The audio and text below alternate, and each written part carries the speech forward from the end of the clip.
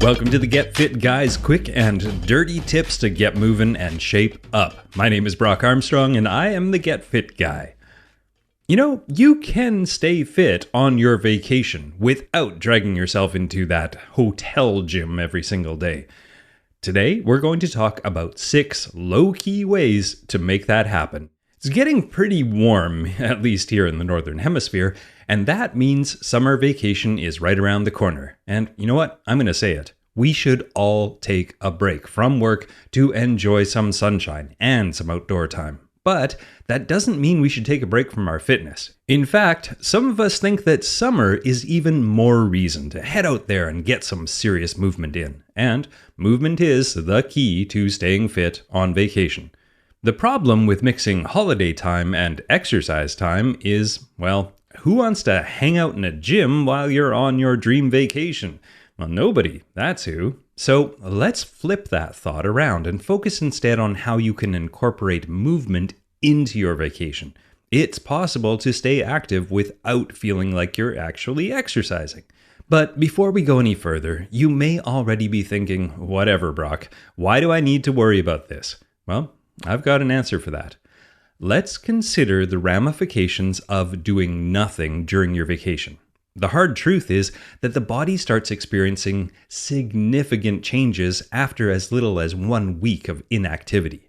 In an older Get Fit Guy article called How Fast Do You Lose Fitness, which I'll link to in the show notes over at getfitguy.quickanddirtytips.com, we found out that when we stop training, we almost immediately start to lose plasma and blood volume. And this means that your heart rate for any given intensity will naturally increase.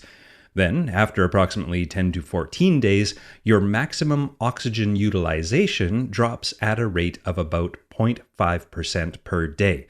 Then, after a 2-week fitness break, your brain's ability to recruit muscle drops by 1 to 5%. After 3 to 4 weeks off, your muscles begin to atrophy, your fatty acid utilization drops, and you become more sensitive to fluctuations in blood sugar.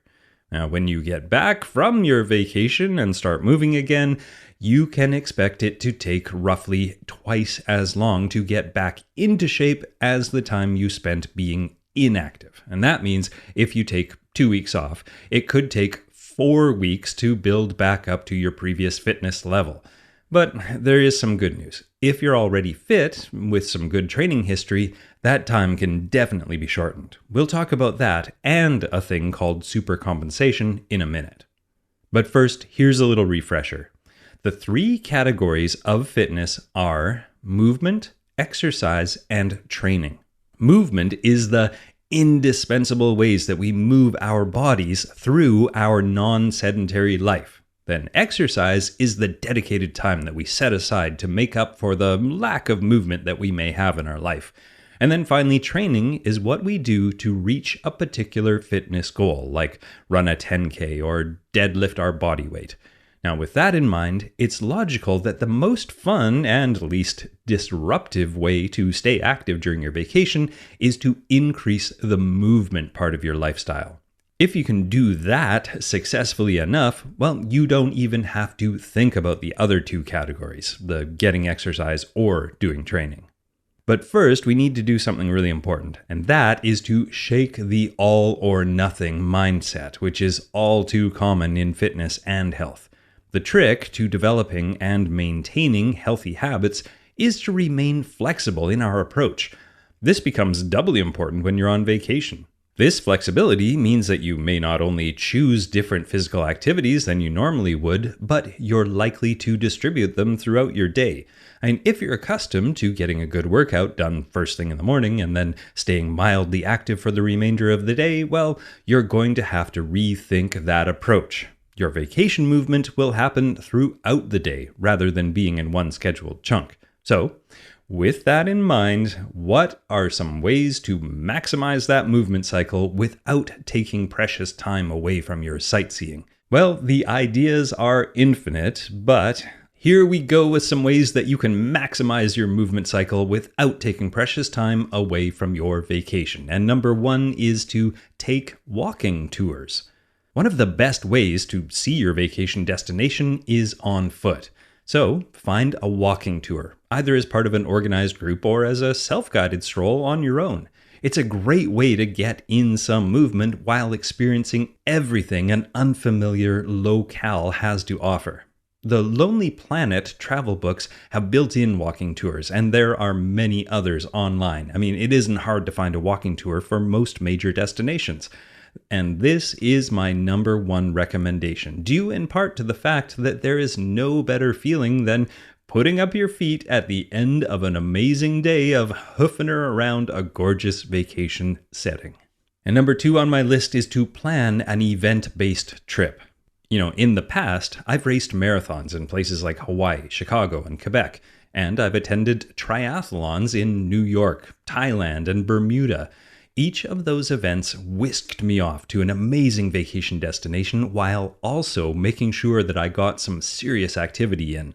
But staying fit on vacation doesn't have to involve competition. Simply choosing a vacation spot that allows and encourages you to participate in your favorite sport can make it easy to not only stay active, but even increase your activity while you're away.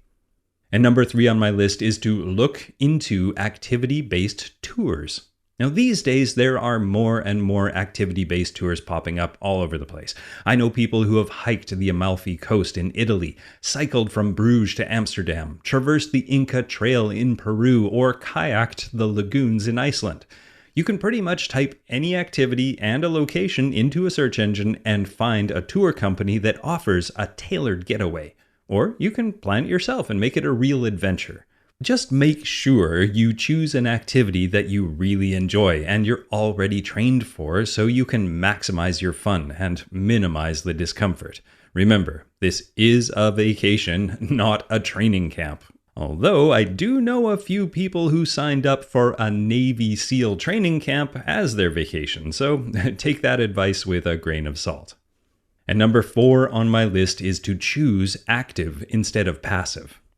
This tip revolves around shunning those all-inclusive resorts or cruises in favor of things like national parks, World Heritage sites, ski hills, golf courses, and other vacation spots where you don't pay in advance for unlimited access to food and drink. Yes, it is possible to stay active in those all-inclusive situations, but the mindset that comes along with prepaying for unlimited snacks and beverages, well, it just begs your inner lazy bones to kick back and order another cocktail. Your Stay Fit vacation spot should encourage you to bust out a map and your walking shoes. Instead of lumbering across the manicured compound to the buffet, well, spend some time and energy tracking down that bar where your favorite writer was inspired to write the book you love, or the restaurant that invented that dish that you've always wanted to try. Making a meal or a snack time into an adventure means you not only get some extra movement done, but you also turn an afternoon beverage into a story. And number 5 on my list is to plan ahead with a thing called super compensation. Now remember that it is okay to allow yourself a bit of extra relaxation time on vacation, especially if you've been engaged in consistent training leading up to it. For example, last spring I wrote about how I traveled to Bermuda to report on a World Triathlon Series race. And in that article called Super Compensation: Why a Break in Your Training is Necessary, I explained that, well, I knew well in advance that I wouldn't have the time, the gear, or perhaps the inclination to continue with my normal fitness regime while I was away. So I prepared myself for the break. Instead of experiencing a loss in fitness, I actually grew my fitness and my strength during that time off. And this is how you can do it. Number 1, identify when the break in training is going to happen. Then, number 2, in your training plan, 2 to 3 weeks before that break, remove your normal rest and recovery days and instead begin a gradual build in your training load. This may include some extra kilometers of running or cycling, or more weight on the bar, or some back-to-back workouts that would normally be separated by 24 to 48 hours. The next step is, in the final week before the break, dig deep and feel free to ignore your inner voice of reason, which I normally encourage you to heed, and launch yourself out of bed and into your workout clothes, despite that desire to hit snooze, and call it a training day, knowing that you will soon get all the rest you need. And the next step is to be careful not to push yourself into overtraining, but definitely allow yourself to accumulate more fatigue than you normally would.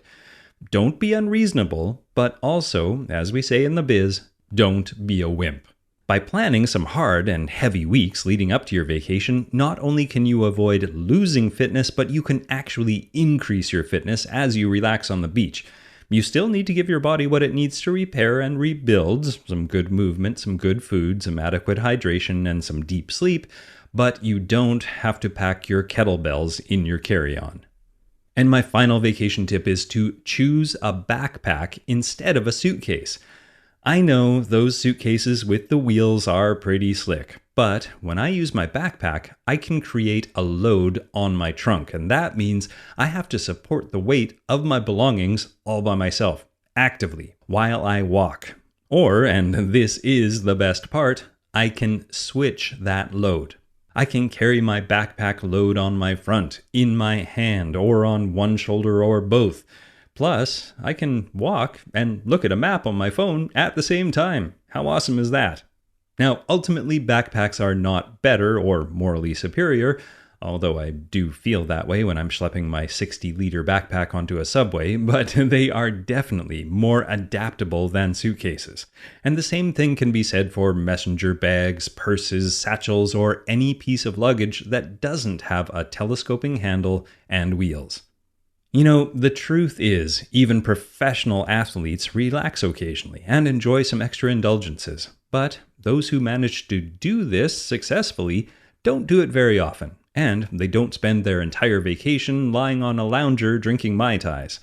They do prepare for the vacation appropriately in their training, and when they get back from vacation, they get right back on track. All right, before I let you go, I want to let you know about an interactive workshop that Monica Reinagel, the nutrition diva, and I are putting on. And you can find out all about it at wayless.life/workshop. And in this interactive workshop, Monica Reinagel, the nutrition diva, and I will walk you through the exact method that we use in our Way Less program, which you can find at wayless.life. And we explain the science behind what we do there. If you've heard me or Monica talking about this program before and you're thinking about joining us in the Way Less program that begins on July 5th, well, this interactive session will give you a better idea of what to expect, and it will give you a chance to ask any questions that you might have. Head over to wayless.life/workshop. I'll see you there. If you enjoy this podcast, please consider leaving a review over at Apple Podcasts or Stitcher or Spotify or wherever you listen to it. We really appreciate that. And don't forget, you can join me at Facebook or Twitter. I'm at GetFitGuy, or you can find me at brockarmstrong.com. Now, what are you waiting for? Get out there and enjoy a movement-filled vacation.